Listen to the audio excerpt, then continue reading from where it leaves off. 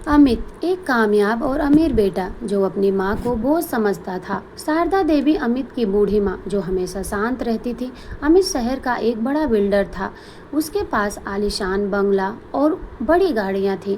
लेकिन जब से उसके पिता का देहांत हुआ था, वह अपनी बूढ़ी माँ शारदा देवी को अपने साथ रखने में कतराता था। उसकी पत्नी भी माँ को पसंद नहीं करती थी।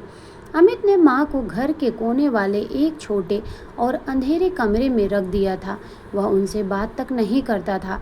माँ सारा दिन चुपचाप भगवान की पूजा करती और जो भी रूखा सूखा मिलता खा लेती।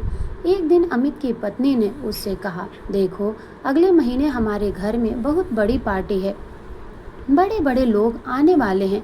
तुम्हारी माँ का यह फटा पुराना हुलिया देख कर लोग क्या सोचेंगे। इन्हें कुछ दिनों के लिए वृद्धा आश्रम छोड़ आओ। अमित ने कुछ देर सोचा और अपनी माँ के पास गया। उसने बिना किसी झिझक के कहा, माँ, मुझे बिजनेस के सिलसिले में कुछ महीनों के लिए विदेश जाना है। घर बंद रहेगा।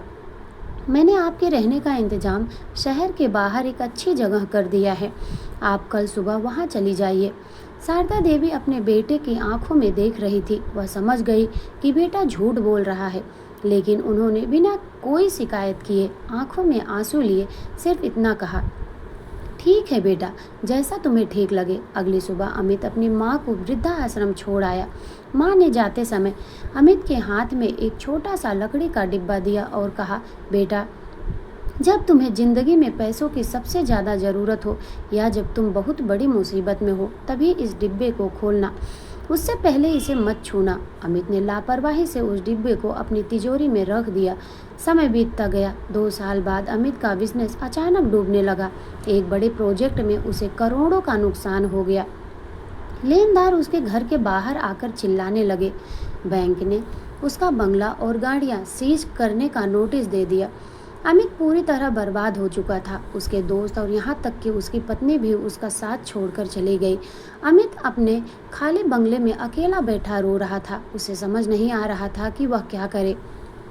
तभी उसे माँ के उस लकड़ी के डिब्बे की याद आई। अमित भागकर तिजोरी के पास गया और उसने उस डिब्बे को खोला।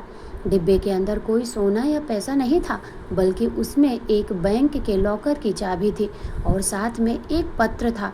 अमित ने कांपते हाथों से उस पत्र को पढ़ना शुरू किया। माँ ने पत्र में लिखा था, मेरे प्यारे बेटे अमित, मैं जानती थी कि तुम मुझसे पीछा छुड़ाना चाहते थे। तुम्हारे पिता ने मरने से पहले मेरे नाम शहर के कीमती इलाकों में एक बहुत बड़ी ज़मीन और बैंक में फिक्स डिपॉजिट छोड़ा था। मुझे पता था कि तुम्हारा घमंड और तुम्हारी जल्दबाजी तुम्हें एक दिन मुसीबत में डाल देगी, इसलिए मैंने वो सब छुपा कर रखा था।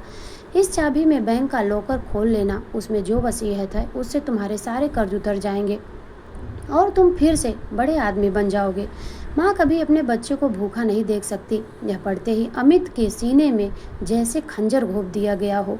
वह फूट फूट कर रोने लगा। जिस माँ को उसने एक बेकार समझकर वृद्धा आश्रम में फेंक दिया था, उसी माँ ने उसकी बर्बादी के समय उसे बचाने का रास्ता रखा था। अमित तुरंत रोते हुए उसी वृद्धा आश्रम की तरफ भागा।